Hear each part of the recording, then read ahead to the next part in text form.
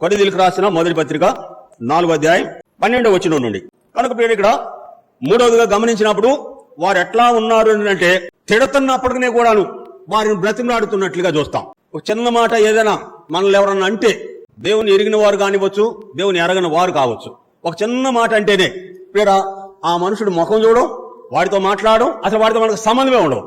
అయితే ఇక్కడ మీరు చేసే పని ఏంటంటే తిడుతున్నప్పటికీ కూడా వారు బ్రతిమలాడుతున్నారు. మీరు క్రీస్తు దగ్గరికి రండి, క్రీస్తుని మీరు సొంత రక్షణగా అంగీకరించండి, దేవునితో సమాధాన పడండి, మీరు దేవునికి శత్రువులు అవుడు ద్వారా మీరు నరకానికి వెళతారు, దేవునితో సమాధాన పడండి అని ఇక్కడ పౌలు బ్రతిమలాడుతున్నట్లుగా చూస్తాం. క్రీస్తు రాయబారులమై మిమ్ములను మేము బ్రతిమాలు కొనుచున్నాము.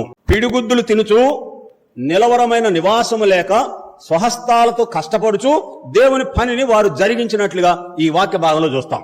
ఎందుకనంటే ఆయన అప్పగించినటువంటి పనిని మీరు వెళ్లి సమస్త ప్రజలను నా శిష్యులనుగా చేయుడి.